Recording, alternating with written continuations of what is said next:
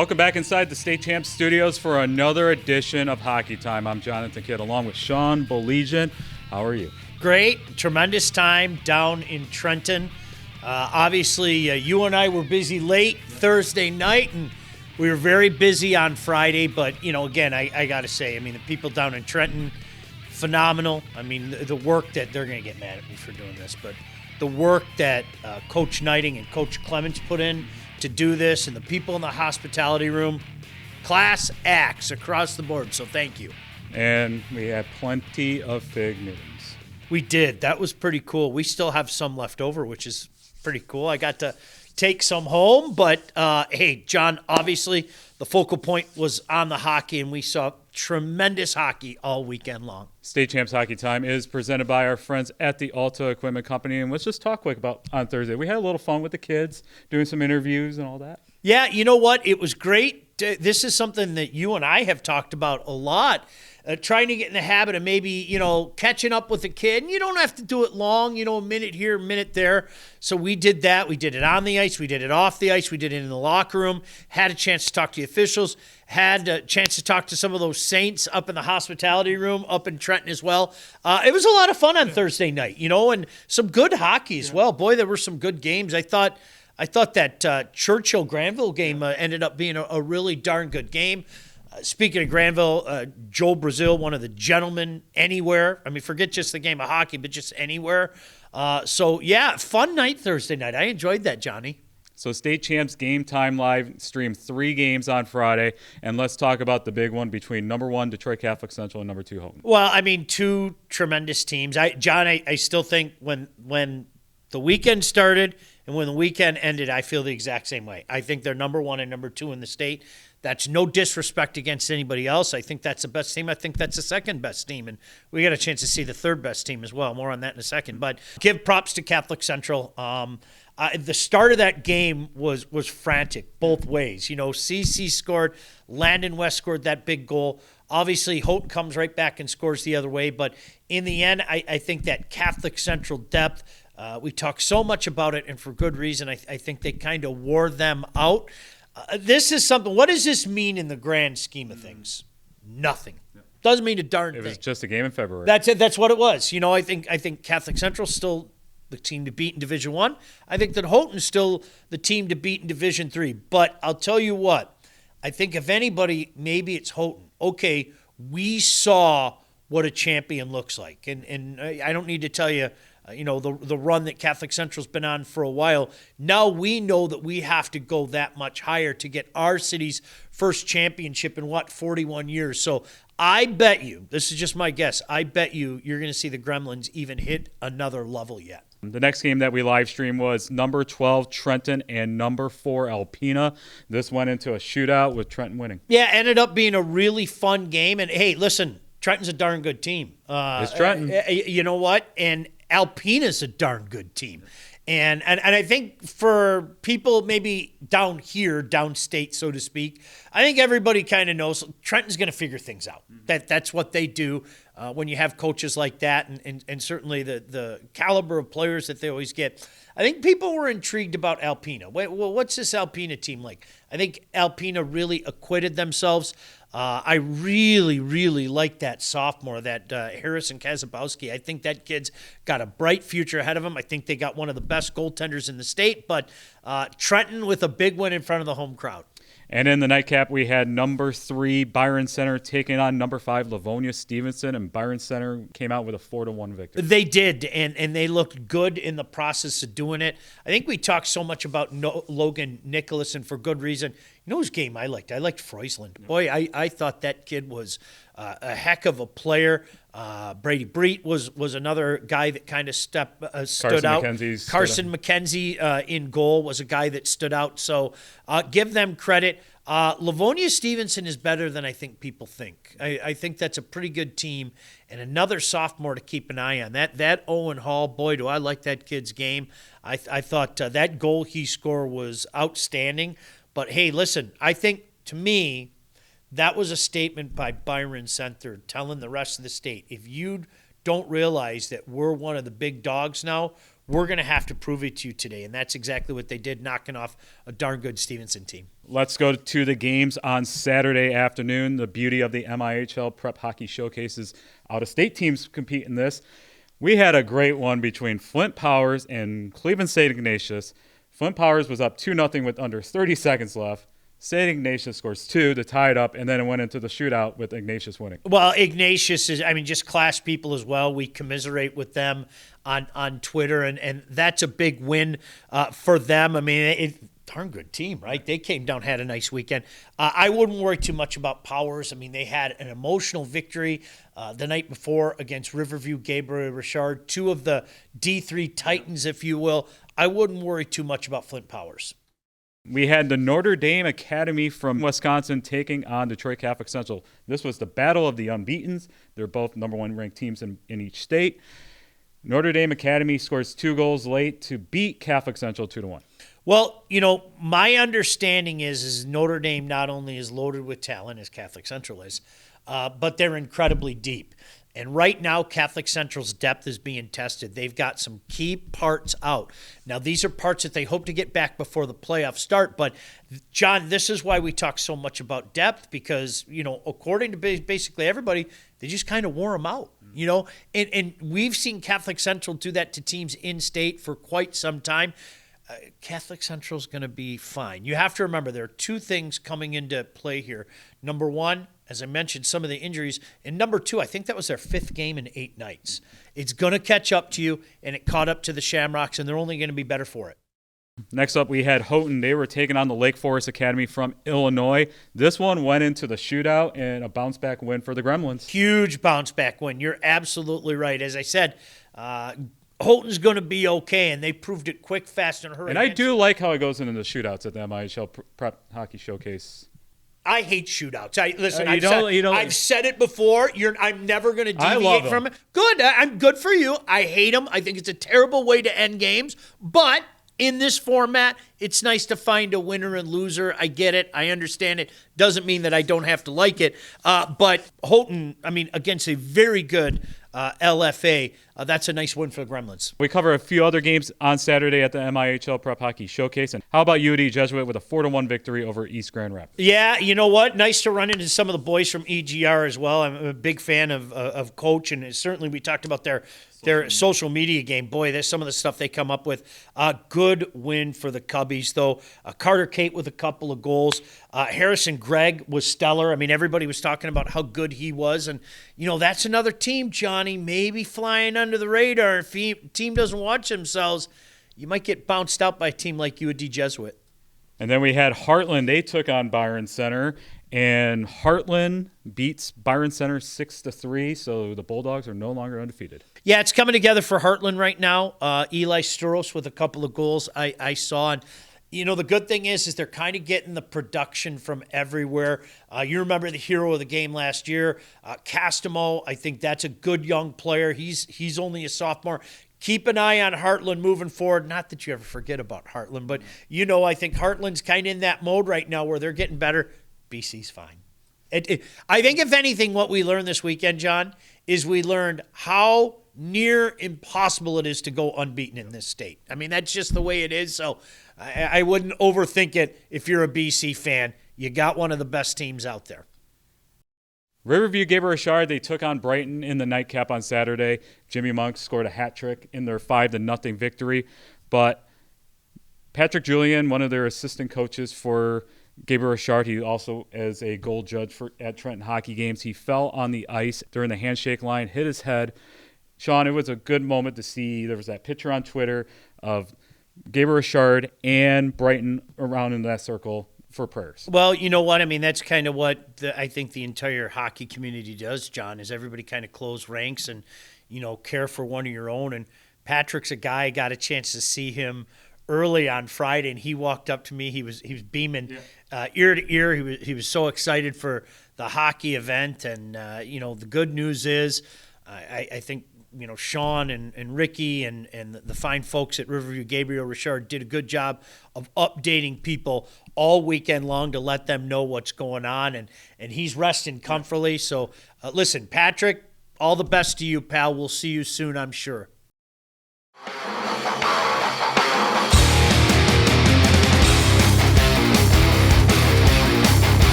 All right, it's time now for our Warrior Hockey Player of the Year update. So, Sean, we said last week that it was moving week, and it's going to be moving week with our top 10. Yeah, John, these are moves that had to be made. And, it's interesting because, again, you see so many people there. And one of the guys in particular is a guy that, we all don't get to see a lot, geographical reasons, that every guy that I talked to was like, he's got to go on that list. And we listened to our committee, and that's the move we made.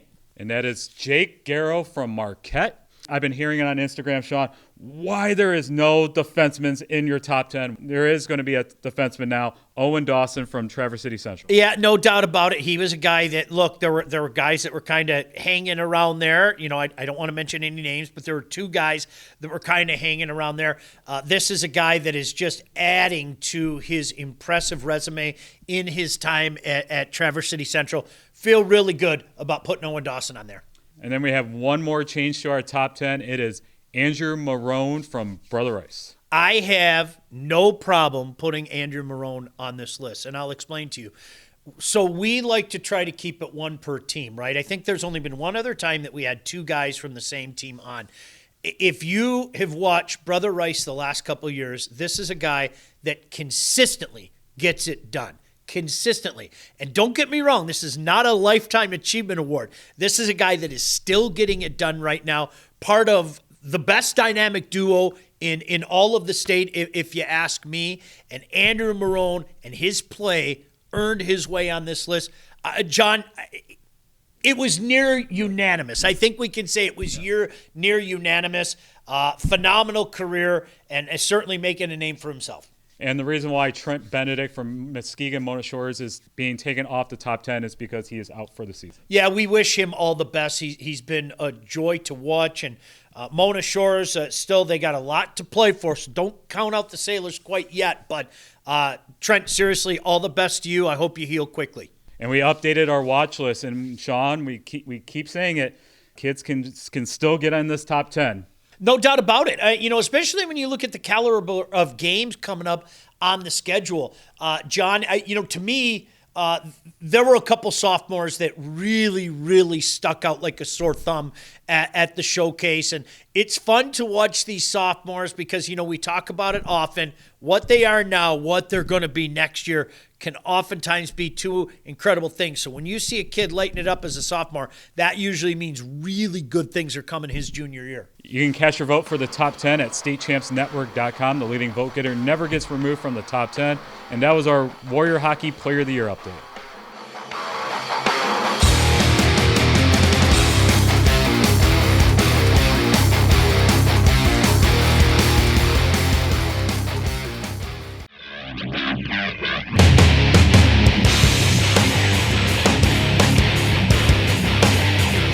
It's time now for our Coaches Corner, brought to you by our friends at the Michigan High School Hockey Coaches Association.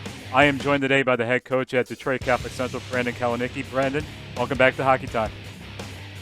Hey, John, thanks for having me. All right, so we just wrapped up the MIHL Prep Hockey Showcase. Talk about the event this past weekend. It's certainly one of the best weekends of the year for Michigan high school hockey and even high school hockey around the area because you can see, we get some really good out-of-state teams as well that come in, and we can, we'd like to keep it growing and make it as big as we possibly can from that angle and really try to involve as many of the best teams as we can, and leads to some great competition, which I think everybody saw this weekend. And in the end, that's a win-win for everybody involved. Whether you win the games or lose the games, just being a part of the event and being able to play in that atmosphere and play at that level against the opponents, I think it makes us all better, and that's what we're really striving for and continuing to push Michigan high school hockey forward as much as we can. And speaking of atmospheres, just talk about the game on Friday between you guys and Houghton. It was exciting. There was a lot of buzz in the arena. There was a lot of buzz leading up to the game, and then, of course, during the game, and obviously for it to start the way it did with a goal for us right away, and then they responded right away. I think you could see it was going to be what everybody hoped for, right? Like a real heavyweight type matchup, and two of the top teams in the state playing, and so it was exciting. I mean, that's what you look for when when we look at the schedule and the scheduling of the MIHL showcase. is trying to find great games from top to bottom, and trying to find games that are going to be competitive as well. And and it creates opportunity for us to play Houghton, which we don't normally see on our regular schedule, right? And so you always are looking at what makes the most sense based on the teams that are be there for not only for us but for them. And this one just made a ton of sense right from the get go. It's like, oh, this matchup should happen. It makes too much sense, and I think everybody wanted it, and we certainly wanted it and welcomed it. And talking with Corey, they welcomed it as well, and that was fun. Like that's what once again that's what you want. And I mean, obviously, it's nice to come out of a win in that game, but at the end, like I said, you just you made yourself better by playing against good competition and playing a really good hockey game and having to play well to win. You're not just going to win that game by, going through the motions or kind of just kind of working your way through it. You have to play well to win against a team like that. And so for us, that was a challenge. And like I said, we enjoyed it.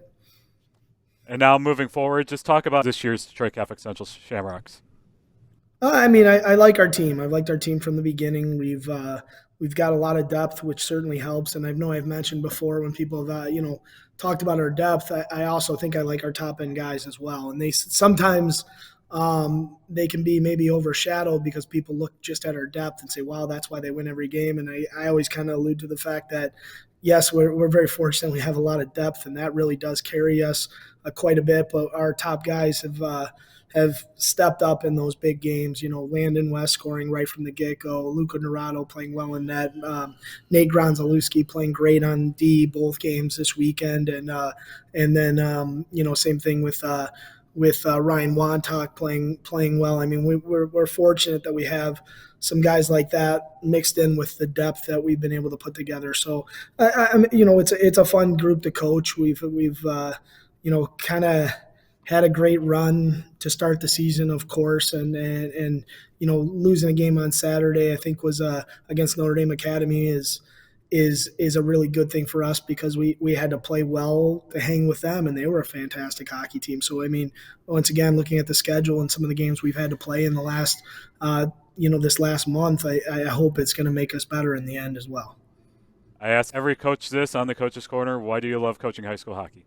I think a lot of it's the relationships that you start to develop. I'm fortunate that I teach at the school that I coach at, and that allows me to build more of those relationships and, sometimes maybe see too much of each other. I'm sure the guys will tell you that when they see me in school and then they have to see me at practice. There may be a time where we both need to take a break. It creates a lot of those connections with the individuals, and that's what I love about high school, and see them create the connections amongst themselves, right? The teams get really close, and ultimately when we look at it, we talk so much about the team as opposed to the individual. And I think that that's what is really important in high school hockey, is everybody playing for each other and not necessarily just playing for where they're hoping to be next year, and I think that that's the biggest thing that I get out of coaching high school hockey, is knowing that the kids that are there want to be there, and they want to enjoy that experience and be a part of it and work with, once again, play for the guys that are around them. And, that's something that I don't know that it's always there in some other situations.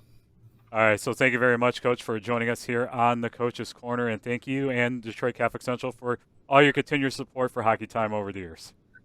John, thank you. I appreciate everything you guys have been doing. This, the live streaming of the games this weekend was awesome. I've heard so many great things about it, and I just want to make sure that we, speaking on behalf of all the coaches, and I'm sure everyone would echo these thoughts, we really appreciate everything that you guys do for high school hockey and keep growing it.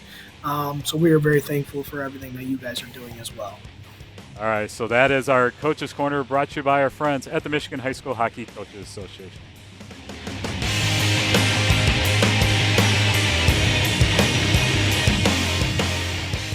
Entering its 26th year of excellence, applications are being accepted right now for the Detroit Athletic Club Foundation's Michigan Male and Female High School Athlete of the Year Awards. Not everyone qualifies, so listen closely. If you are a recognized first-team All-State athlete in a sport or projected to be one this school year, if you have at least a cumulative 3.0 GPA, and if you have demonstrated leadership through the school or as a community volunteer, We want you to apply. 6 male and 6 female student athletes will be nominated, with each being awarded $1,000 of college scholarship money. The winners will receive $5,000 each. The 26th Michigan High School Athlete of the Year Awards will take place at the incredible Detroit Athletic Club in downtown Detroit the evening of Monday, June 5th, and streamed live on the State Champs Sports Network. Nomination applications will be accepted through Monday, March 6th, and this is important. You cannot be nominated if you don't apply. Download the application today at dacathleteoftheyear.com. That's dacathleteoftheyear.com.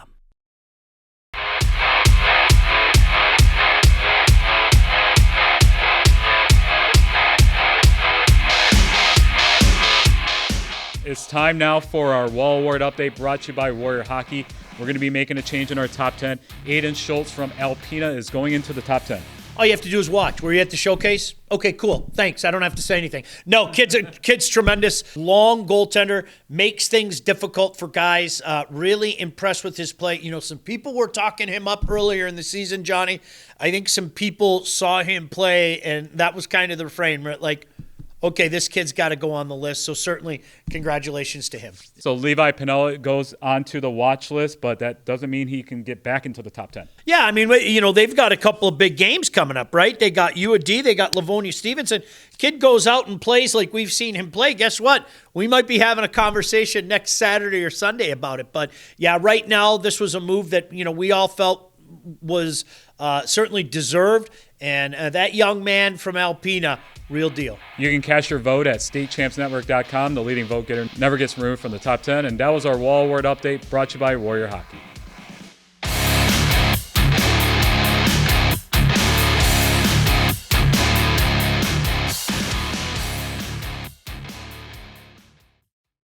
All right, let's preview the week ahead in high school hockey. So, Sean, these are top 25 teams in your rankings that are squaring off this week.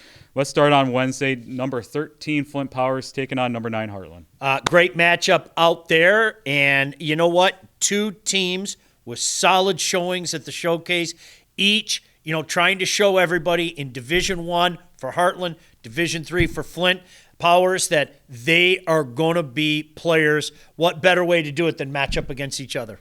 On Wednesday night, we have number 1 Detroit Catholic Central taking on number 6 Orchard Lake St. Mary's. Well, I'm going to say it again, Orchard Lake St. Mary's. They shouldn't be flying under the radar any longer. Well, if you have them 6, they're not under the radar. Well, and you know what? I hope other people have kind of realized what's going on right there. And this is going to be interesting because we talk so much about Catholic Central's depth.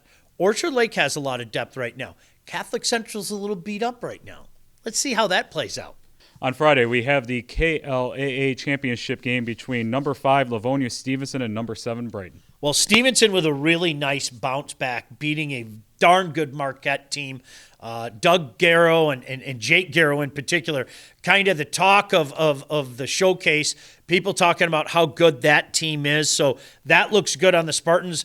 Brighton's comeback kids have to find a way to come back. They've been struggling a little bit as of late. What better way to do it than heading back into the friendly confines against your rival from Livonia Stevenson? Johnny, I'm going to try to get out there on Friday night and see that for myself. That should be a dandy.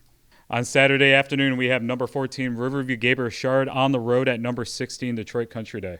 Well, you mentioned it. Huge win by Riverview Gabriel Richard. And they're another team, John, if you aren't paying attention, they're going to get you. I mean, this has been a couple of years now for them. I'm going to say it with DCD. I think this is a darn good team. Number 7 Brighton, they're on the road at number 17 UD Jesuit. Well, you know, I mentioned Kate earlier, Carter Kate. He's got 9 goals on the season now. Aiden Sharon is a heck of a good player as well. Big MIHL-KLA matchup. That should be a fun one. And on Saturday night, we have number 11 Brother Rice on the road at number 6 Orchard Lake St. Mary. Well, you know, Rice had a big bounce back as well at the showcase. They got that win over Mona. How about one of the best lines in all of high school hockey, taking on that depth from Orchard Lake St. Mary's? That should be a fun MIHL matchup. And we have number 5, Livonia Stevenson, taking on number 1, Detroit Catholic Central at the USA Hockey Arena. Yeah, you know what? Traditionally, those games have been pretty tight over the years. You know, there have been some that have gone, one direction or another, but those games have been pretty tight.